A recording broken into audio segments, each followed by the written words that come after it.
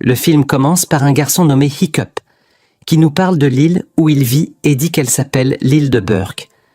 Et il nous informe aussi que tous les habitants de l'île sont des guerriers vikings, mais que la vie là-bas n'est pas facile, car les habitants ont un très grand problème, puisqu'à chaque période, les dragons les attaquent et volent les moutons qu'ils élèvent, et les mangent, et même mettent le feu à l'île et brûlent les maisons. Hiccup explique que les habitants de l'île sont bien entraînés pour combattre les dragons, mais que ces derniers les battent toujours finalement, et s'emparent des moutons et s'en vont. Et nous voyons Hiccup caché dans une cabane, essayant d'en sortir pendant l'attaque des dragons sur l'île. Et soudain, Hiccup trouve un dragon devant lui, qui crache du feu, tandis que le ciel est rempli de dragons de toute taille et forme. Puis Hiccup court au milieu de ce chaos pour tenter de sauver sa peau. Hiccup nous dit que les gens ont installé des pièges et construit des défenses contre les dragons, mais qu'ils échouent là toujours, et que les dragons reviennent attaquer plus violemment qu'auparavant. Hiccup est sur le point d'être touché par une boule de feu, quand son père Stoïque apparaît à la dernière seconde, et le sauve. Stoïque est le chef de l'île, et le seul capable de combattre les dragons, parce qu'il est doté de force et de courage, et il existe même une histoire racontant que Stoïque a coupé la tête d'un dragon quand Hiccup était petit. Pendant que la bataille se poursuit, Hiccup se précipite vers l'atelier d'un forgeron nommé Gobber et essaie d'utiliser son invention qui avait la forme d'un canon lançant un filet spécialement conçu pour faire tomber les dragons. Mais Gobber refuse et ordonne à Hiccup de retourner à son travail. Hiccup observe alors un groupe d'adolescents de son âge combattant les dragons, sous la conduite d'une fille courageuse nommée Astrid, dont il est amoureux. Mais quand elle le voit la fixer, elle crie et lui demande de détourner le regard. Hiccup est triste et retourne à son travail déterminé à tuer un dragon un jour, afin de devenir un combattant courageux comme les autres habitants de l'île. Et peu de temps après, Hiccup entend que le dragon noir est arrivé, et il demande à Gobber à son sujet. Gobber lui dit que c'est le type de dragon le plus dangereux, et que personne ne l'a jamais vu en raison de sa vitesse incroyable, et que tous ceux qui l'ont aperçu sont morts. Mais Hiccup assure à Gobber qu'il peut capturer le dragon noir avec son arme, et Gobber se moque de lui. Hiccup profite du chaos de la bataille et se faufile avec son canon jusqu'au sommet d'une montagne dans l'attente de l'apparition du dragon noir. Puis il voit une lumière dans le ciel et tire un coup au hasard en direction du son, puis il entend un cri de douleur et se réjouit pensant avoir atteint le dragon noir. Mais un dragon effrayant apparaît devant lui. Le pourchasse et lui lance du feu. Alors Hiccup s'enfuit à travers l'île, et à la dernière seconde, son père Stoïque le sauve et oblige le dragon à fuir. La bataille a laissé après sa fin des destructions dans la ferme, et les dragons ont volé ses moutons aux habitants de l'île, tandis que Hiccup s'excuse auprès de son père et tente de lui dire qu'il a capturé le dragon noir. Mais Stoïque ne croit pas ses paroles et se fâche contre lui rappelant qu'il les met toujours dans des ennuis chaque fois qu'il participe au combat contre les dragons, et que la perte des moutons affectera leur réserve de nourriture. Mais Hiccup insiste sur le fait qu'il veut combattre lui aussi. Alors Stoïque lui répond qu'il peut être n'importe quoi, sauf un guerrier, et le garçon est attristé et quitte son père. Gobber accompagne Hiccup chez lui pour le réconforter, et Hiccup se plaint que son père ne lui donne aucune chance de se battre à ses côtés. Mais Gobber le rassure en disant que Stoïque craint pour lui. Et après le départ de Gobber, Hiccup se glisse dans la forêt pour vérifier s'il a vraiment capturé le dragon noir. Et le jour suivant, Stoïque tient une réunion avec les guerriers et leur explique que les dragons les attaquent parce qu'ils ont un nid près de l'île et que s'ils le détruisent, les dragons ne les attaqueront plus jamais. Les hommes acceptent et ils chargent Gobber d'entraîner les adolescents, mais Gobber demande à Stoïque d'inclure Hiccup dans l'entraînement. Stoïque lui rappelle que son fils pense d'une manière différente, comme sa mère défunte.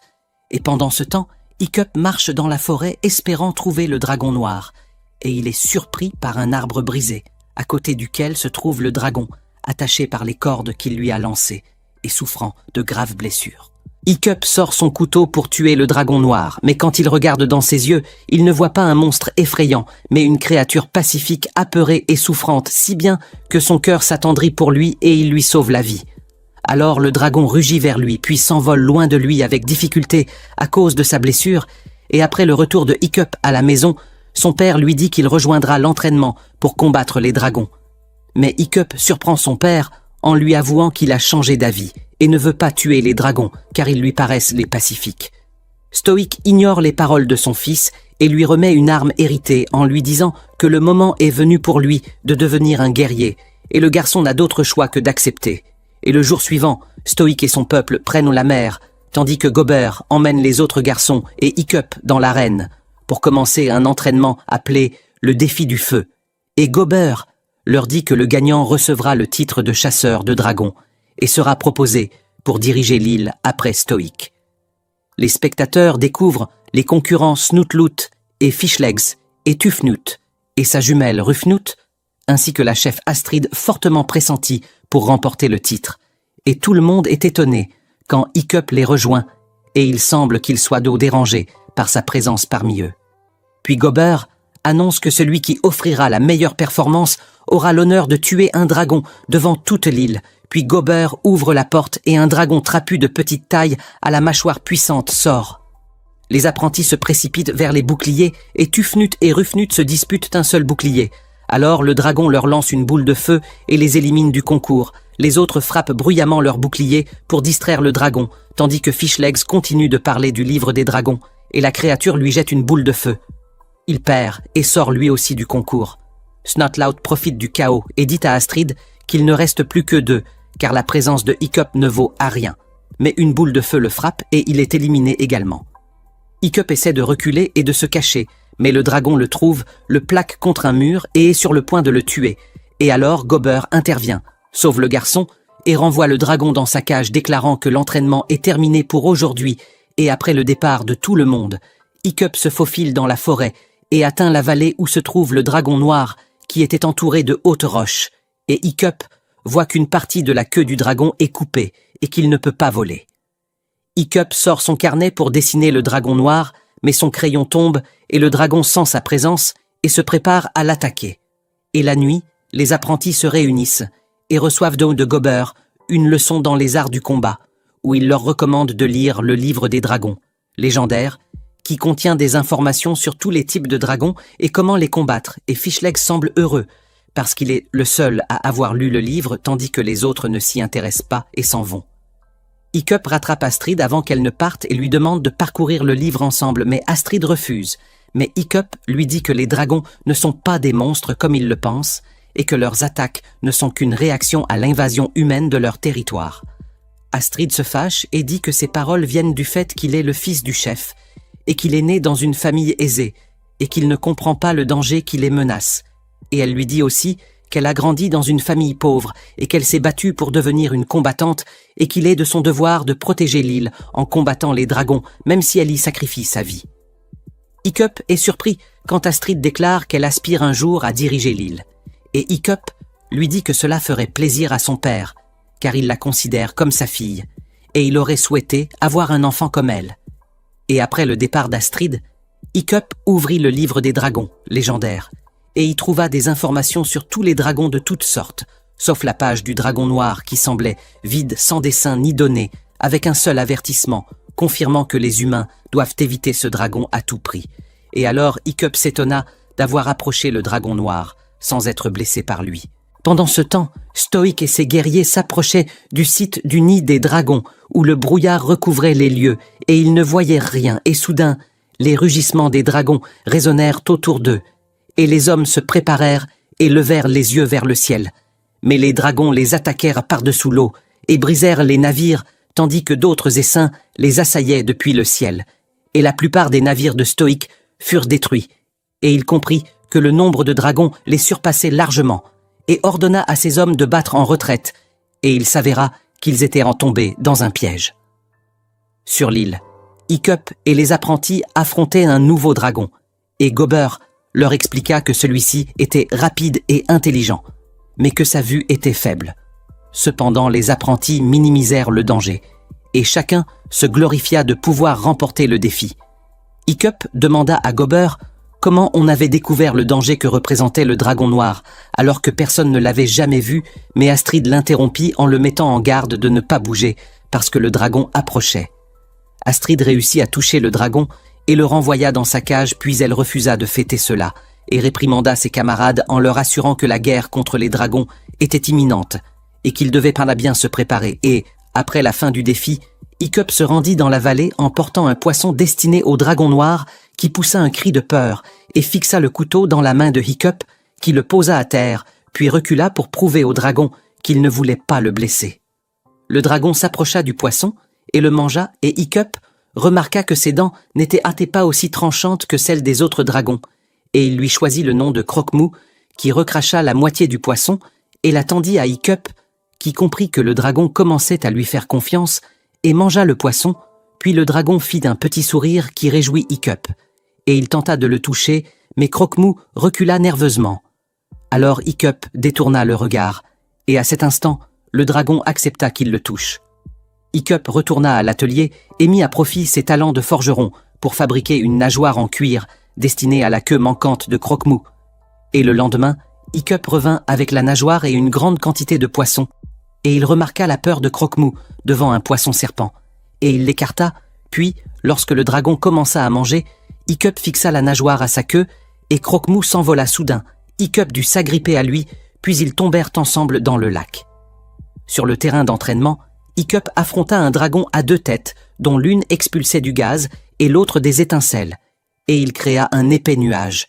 Puis Hiccup se sentit faible, mais il prit le contrôle du dragon et le ramena dans sa cage grâce au poisson-serpent qu'il dissimulait sous ses vêtements, après avoir compris que les dragons en avaient en peur. Comme Croque-Mou, les apprentis et Gobber furent stupéfaits et lui demandèrent son secret, mais Hiccup ne répondit pas et il retourna à l'atelier, où il fabriqua une ceinture articulée qui lui permettait de contrôler la nageoire de Croque-Mou pendant le vol. Le lendemain, Hiccup testa la ceinture sur Croque-Mou, et ce fut un succès. Mais le dragon se mit à éternuer et s'agita à cause d'une fleur particulière présente sur le site. Hiccup comprit que les dragons détestèrent cette fleur, et il en prit une puis, lors du défi suivant, il utilisa la fleur contre le dragon attaquant, et celui-ci commença à tousser, et ses éternuements s'intensifièrent.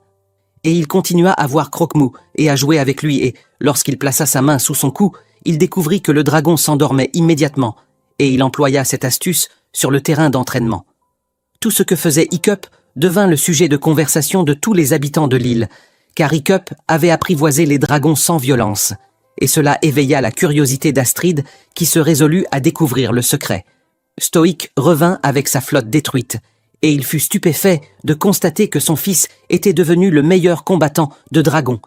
Et lors d'un essai final de la ceinture, Croque-Mou monta très haut au milieu d'une tempête soudaine, et Hiccup glissa, mais le dragon parvint à voler seul jusqu'à ce que Hiccup revienne et assure le contrôle avant la chute. Quand Hiccup rentra chez lui, il trouva son père qui l'attendait et qui lui exprima sa fierté et lui offrit le casque de sa mère et lui rappela qu'il devait absolument gagner le tournoi. Puis vint l'heure de l'épreuve finale entre Hiccup et Astrid, qui avait obtenu les meilleures notes, et Stoïque se plaça parmi le public pour encourager son fils. Astrid tenta de prendre le contrôle du dragon, mais Hiccup la devança et le projeta au sol, remporta le titre de champion et gagna l'admiration de tous. Hiccup alla rejoindre Croque-Mou pour jouer avec lui, mais Astrid le suivit et lui demanda qui le formait, et comment il avait acquis le secret de la maîtrise des dragons. Hiccup fut déstabilisé car il ne voulait pas qu'Astrid voie le dragon noir, mais Croque-Mou apparut soudain et se précipita vers elle. Astrid prit peur et sortit son arme, mais Hiccup s'interposa en lui assurant que le dragon était son ami, et il rassura Croque-Mou en lui disant qu'Astrid ne lui ferait aucun mal. Astrid ne comprenait pas ce qu'elle voyait et courut vers la forêt pour prévenir les habitants de l'île, mais Hiccup et Croque-Mou la devancèrent. Le dragon la souleva et prit son envol au loin, puis il la déposa au bord d'une haute falaise. Astrid eut peur et demanda à Hiccup de la sauver, et elle lui promit de ne pas trahir son secret. Alors Hiccup la prit sur le dos de Croque-Mou, et ils partirent pour un voyage dans le ciel, et Astrid se délecta de la vue du monde depuis les hauteurs jusqu'à la tombée de la nuit. Croque-Mou changea brusquement de trajectoire et suivit des essaims de dragons jusqu'à un lieu précis où ils pénétrèrent tous dans une caverne abritant un gigantesque volcan. Hiccup comprit que c'était le nid que cherchait son père, Stoïque. Et lui et Astrid virent les dragons jeter des moutons dans la bouche du volcan. Un énorme dragon rouge terrifiant en sortit. Il avait faim parce que les moutons ne lui suffisaient pas et il se mit à dévorer les dragons qui n'avaient pas réussi à rapporter de nourriture.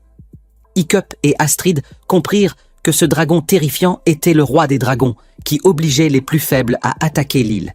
Et le jour suivant, l'arène de combat se remplit de foules qui scandaient là le nom de Hiccup, qu'il considérait comme le nouveau chasseur de dragons, tandis que son père stoïque se tenait devant tout le monde en déclarant que le moment était venu pour Hiccup de prouver qu'il était l'un d'entre eux.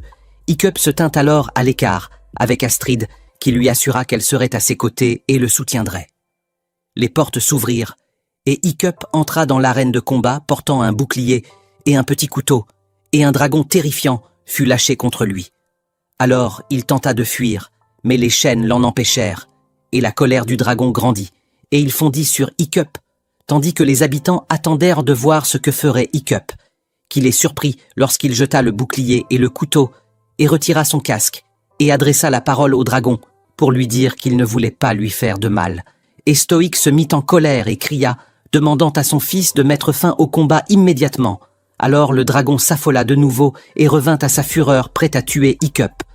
Le dragon Croque-Mou entendit le rugissement du monstre et sentit un danger s'approcher de son ami Hiccup, et il bondit pour le sauver, tandis qu'Astrid courait vers l'arène afin de distraire le dragon qui tenait Hiccup encerclé et était sur le point de l'achever jusqu'à ce que Croque-Mou apparaisse, le défende et force le dragon à reculer. Les villageois furent stupéfaits après avoir vu Croque-Mou, et les guerriers s'empressèrent de l'entraver, mais Hiccup tenta de le protéger. Pourtant son père le mit en garde de ne pas bouger. Puis Croque-Mou regarda Hiccup avec un reproche qui fit monter ses larmes. Hiccup rentra à la maison avec son père qui était en colère contre lui. Mais Hiccup essaya de le convaincre que les dragons étaient forcés d'attaquer les moutons des habitants parce qu'un dragon terrifiant vivait dans leur nid. Stoïque ne crut pas son fils, mais conclut de ses paroles qu'il connaissait l'emplacement du nid des dragons. Alors il partit et ordonna à ses hommes de se préparer, et il emmena le dragon Croque-Mou pour les guider jusque-là où les dragons vivent. Et Croque-Mou fut traîné enchaîné jusqu'à l'un des navires, tandis que Hiccup les observait de loin, mécontent de ce qui se passait. Puis il alla voir Astrid pour se plaindre de ce qui était arrivé, et il lui dit qu'il aurait dû tuer Croque-Mou la première fois qu'il l'avait vu. Astrid lui assura que n'importe qui d'autre aurait tué Croque-Mou, mais Hiccup s'était distingué en apprivoisant le dragon et en volant dans le ciel avec lui. Et il était le plus intelligent et le seul capable de sauver Croque-Mou et leur peuple du gigantesque dragon. Cependant, le problème était qu'il n'avait pas de vaisseau pour rejoindre Stoïque et ses hommes. Alors, Hiccup lui proposa une idée, et la nuit, Hiccup rassembla ses compagnons sur la place et proclama que l'avenir de l'île était entre leurs mains et qu'ils devaient en faire preuve de courage et ne pas craindre les dragons. Hiccup libéra tous les dragons captifs et aida chacun de ses amis à se rapprocher de chacun d'eux, puis ils les enfourchèrent donc tous et s'élancèrent dans le ciel. Et pendant ce temps, Stoïque arriva à l'emplacement du nid des dragons. Mais ces derniers décidèrent de ne pas les attaquer à cause de la présence de Croque-Mou avec eux. Puis Stoïque ordonna de bombarder la caverne, et une immense brèche s'ouvrit d'où déferlèrent d'innombrables essaims de dragons qui s'enfuirent au lieu de se battre, et les guerriers crurent qu'ils avaient gagné. Stoïque sentit la terre trembler, et un gigantesque dragon rouge émergea plus grand que tout ce qu'ils avaient vu auparavant. Le monstrueux dragon poussa un rugissement terrifiant et brûla les navires, et Croque-Mou tenta en vain de briser ses chaînes, tandis que Stoïque et Gober poussèrent une machine de guerre et lancèrent un projectile pour attirer la bête et sauver les hommes. Alors le dragon se tourna vers eux, prêt à cracher du feu, et à ce moment-là, Hiccup et ses compagnons arrivèrent en volant sur leur dragon et commencèrent à tourner autour du monstre pour détourner son attention, ce qui émerveilla Stoïque et Gober. Hiccup profita de l'occasion et se dirigea vers Croque-Mou pour détacher ses chaînes, tandis que Snotlout atterrissait sur le dos du dragon rouge et lui plantait sa lance dans l'œil, ce qui mit la bête en fureur et fit trembler la terre violemment et projeta Hiccup et Croque-Mou dans la mer. Hiccup essaya de libérer son ami sous l'eau, mais Stoïque le tira vers la rive, puis il plongea et retira les chaînes de Croque-Mou avant de refaire surface et de présenter ses excuses à Hiccup, reconnaissant son erreur, et ils rejoignirent le combat. Astrid vola autour du monstre pour détourner son attention et donna à Tufnut et Ruffnut la chance de sauver Snotlout. Mais le dragon rouge saisit la queue du dragon qu'Astrid montait et elle sauta à l'intérieur de la gueule du monstre et brisa ses dents et libéra sa monture puis s'enfuit. Mais la bête tenta de la brûler cependant. Hiccup et Croque-Mou intervinrent et la sauvèrent. Puis ils s'attaquèrent ensemble au dragon rouge, et Croque-Mou arrosa ses ailes de boules de feu pour l'affaiblir. Le monstre leur lança une gerbe de flammes qui toucha la queue de Croque-Mou, mais Hiccup se précipita vers la gueule du monstre qui se préparait à lancer une boule de feu. Pourtant Croque-Mou propulsa un projectile dans sa gorge, et celui-ci explosa en lui provoquant une gigantesque explosion, tandis que Hiccup tentait de s'éloigner, mais la queue de la bête le frappa et il tomba dans les flammes. Alors Croque-Mou plongea au cœur du brasier et le sauva. Puis la fumée envahit l'endroit, et Stoïque commença à fouiller parmi les débris à la recherche de son fils sans succès. Stoïque vit Croque-Mou étendu et pensa que Hiccup était mort, et il pleura plein de remords, et Astrid le consola, mais Croque-Mou leva soudain son aile et Hiccup apparut vivant, et son père se précipita pour l'embrasser de joie, et il remercia Croque-Mou de l'avoir sauvé. Et après un certain temps, Hiccup se réveilla chez lui et vit Croque-Mou à son côté. Mais il découvrit que sa jambe avait été amputée et remplacée par une autre en bois et en fer. Et il fut un peu triste, puis il la considéra comme un symbole de bravoure. Croque-Mou l'aida à garder l'équilibre jusqu'à ce qu'il puisse marcher. Et Hiccup sortit et remarqua que l'île avait changé et était plus belle qu'auparavant, et que les dragons vivaient en paix avec les habitants de l'île. Astrid s'approcha de Hiccup et lui dit qu'elle l'aimait, et Hiccup se réjouit, et s'envola avec elle et leurs amis sur le dos des dragons, décrivant des cercles heureux autour de l'île.